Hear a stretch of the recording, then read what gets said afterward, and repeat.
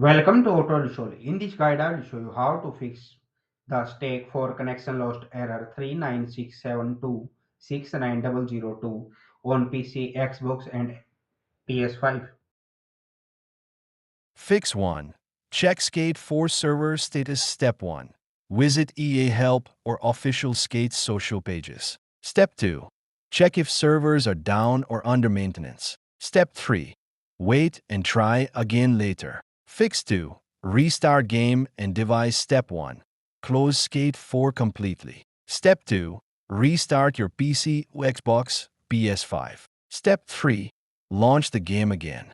Fix 3. Check internet connection. Step 1. Restart your modem and router. Step 2. Use a wired Ethernet connection if possible. Step 3.